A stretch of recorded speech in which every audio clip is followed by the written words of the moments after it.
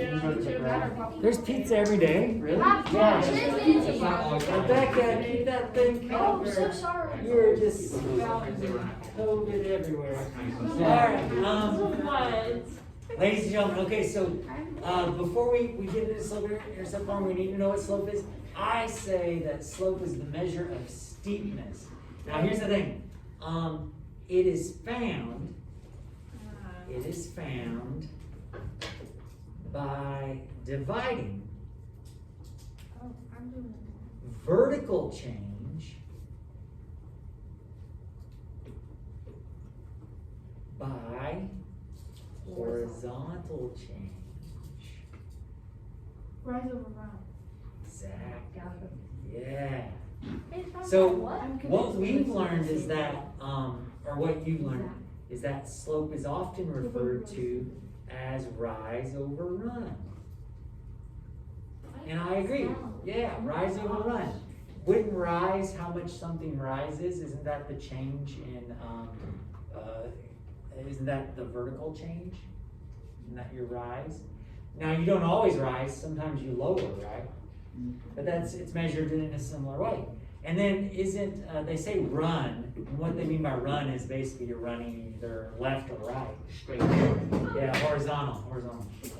Now, what we're gonna do, and what I'd like for you to do is grab your straight edge. You guys got a straight edge here? Yes. Okay. My trusty old. I have some blue wire. Mine is not so big. I can tell you.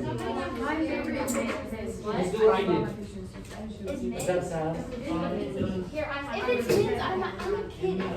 Hey guys, Silas has a question. If the slope is the change, is the vertical and horizontal change? Does vertical and horizontal have like a specific, I'm forgetting the term for it, but a specific letter that represents it? Well, in a sense, because we mostly work in an XY coordinate plane. So, what we're going to talk about, well, I'll go ahead and show you, Silas. I was going to say that, but rise is often expressed as delta Y. Yeah, that's what I was thinking about. Is that what you're thinking of? Okay, and this symbol in mathematics means change. So it's change in Y over, guess what? Change in X. You got it. I was thinking about how to write. Yeah. Wait, isn't delta X displacement? Something like that? I don't know. Yeah, that's what it is. It's delta X. Okay. Yeah. All right, now guys, listen up. Some of you have already learned that there's a slope formula. I'm not talking about y equals mx plus b. I'm talking about this formula just to calculate slope. And I believe you guys have been shown that. Well, what I would like to show you is kind of where this formula comes from. Well, okay, I'll do things backwards today. There's a formula. If you have the coordinates of 2 points, you can do y2 minus y1 over x2 minus x1. Now, Yeah. I want to show you where that comes from. So, draw a line with your straight edge. On that line, put 2 points. Can it be anyone? Except for a vertical and except for a horizontal, as long as it's slanted. And then put 2 points on it. And let's say for a second that this point is at a y value of 1. You guys with me on that? Yes. And let's say that this y value is 10. Well, ladies and gentlemen, how far up am I going to have to go to get to that point? How far up am I going to have to go? If I'm at 1 and I have to get to 10. 9. 9. Well, another way to think about that is just 10 minus 1. Are you guys with me on that? Now, let's say for a second that this is at 3. This x value is at 3. And let's say this x value again is at 10. Well, how far do I have to run 7. to go from 3 to 10? 7 miles. Now, so one way to do that is to take 10 and subtract the 3. So instead of giving specifics, let's call this one our first point. So we'll call it x1, y1. And let's call this point our second point.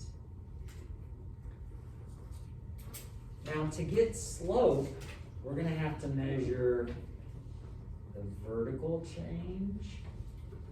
We're also going to have to measure the horizontal change, right?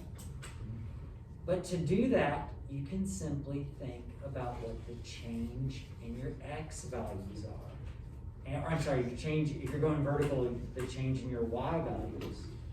If you're going horizontal, you'll think of it as the change in your x values. So earlier I said 10 and 1, right? And we would do 10 minus 1. Well, instead, I'm sorry, I'm pointing at the wrong things. 10 minus 1.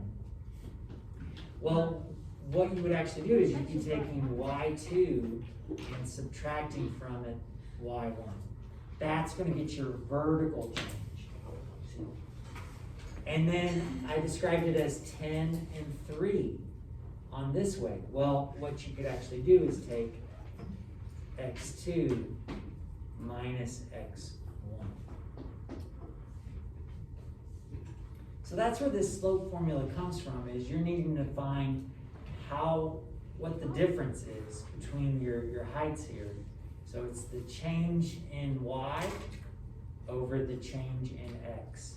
So is everybody comfortable with this formula here? Yeah. All right, good deal, good deal. Now, I gotta be honest with you. Some people have a problem. They're like, well, so one point always has to be the second point and one point always has to be the first point. Not so. What you do have to be is you do have to be consistent, and we'll talk about that. Let's look at our example here.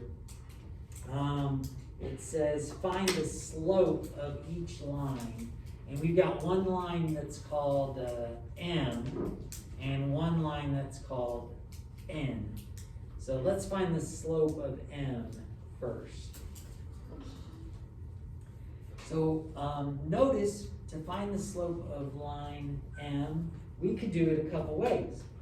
One way to do it is, since you've got a graph, you can say rise over run, and guess what you can do when you've got it graphed out? You got it. And they call it making a slope triangle. The reason they call it a slope triangle is because it makes a triangle with your line, and you see how it will give you rise and run? Yeah. So if you just count it out, how far up are we rising to get to the other point? 4.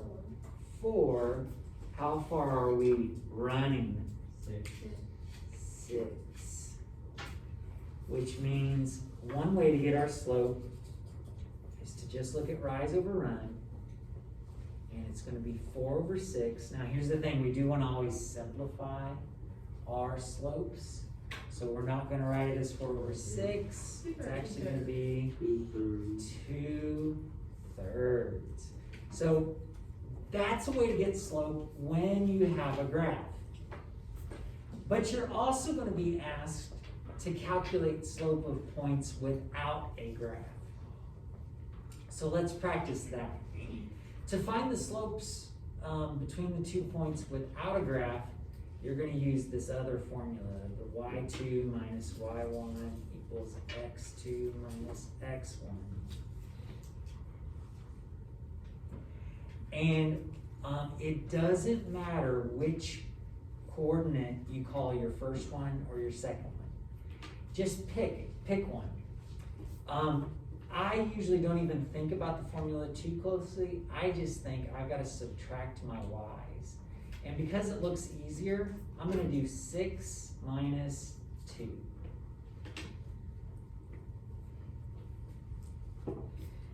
And if I do 6 minus 2 on top, I'm going to have to be consistent and do it in the same order on the bottom. Since I did 6 minus 2, what do I have to do now in my denominator? 2 minus, be careful, 2 minus -4. And that gets us 4 over, yeah, you gotta add the opposite, 4 over 6, which we learned was actually what? 2/3.